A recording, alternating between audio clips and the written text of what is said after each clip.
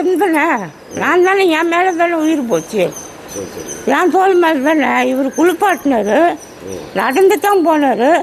நடந்து போய் குளிப்பாட்டி இந்த மாதிரி வாசக்காலை பிடிச்சிக்கின்னு நின்னார். நிற்கும் போது டயபரை மாட்டினார். டயபரை மாட்டும் போது என்ன சொன்னார், எனக்கு மயக்கமாக்குதுப்பா அப்படின்னாரு. இவர் டக்குன்னு தூக்கிட்டார். தூக்கி கட்டில் மேலே உட்கார வைக்கும்போது அவருக்கு கழுத்தெல்லாம் இப்படி போயிடுச்சு.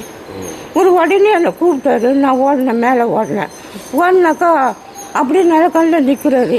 நான் ஓடி இப்படி என் மேலே இப்படி சாத்திக்கினேன். என்ன ஐயா சொல்லுங்கள் என்ன விஷயம் சொல்லுங்கன்னு சொல்லிட்டு வாயை ஆளு தந்தார். இவர் ஒரு 3 மொன்று கஞ்சி ஊட்டினார். அந்த கஞ்சை குடிச்சிட்டாரு.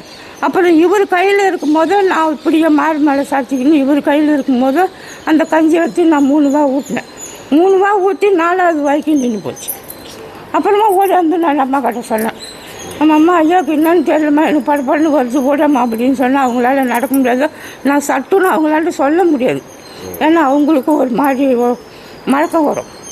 அதனால் சொல்லிவிட்டு அவங்களுக்கு அது நான் ஆகிட போதுன்னு எனக்கு கொஞ்சம் பயம். அந்த பயத்தினால நான் சொல்லலை. கொஞ்ச நேரம் சென்று தான் நான் சொன்னேன், என்னன்னு தெரியலம்மா ஐயா ஒரு மாதிரிக்கிறாரு, விரைச்சிக்கு நிற்குது கை காலம் அப்படின்னு சொல்லும்போது அவங்க நம்பலை. அவர் சும்மா ஏமாற்றி வசதியில் அவருக்கு தான் கஞ்சி குடிக்கிறது பால் மாதிரிக்கணும் அப்படி சொல்லுவார் அப்படின்னாங்க. இல்லைம்மா நீங்கள் வந்து பாருங்கள் அப்படின்னேன். அவங்க வந்து பார்க்கும்போதெல்லாம் ஒரு வீடாடி.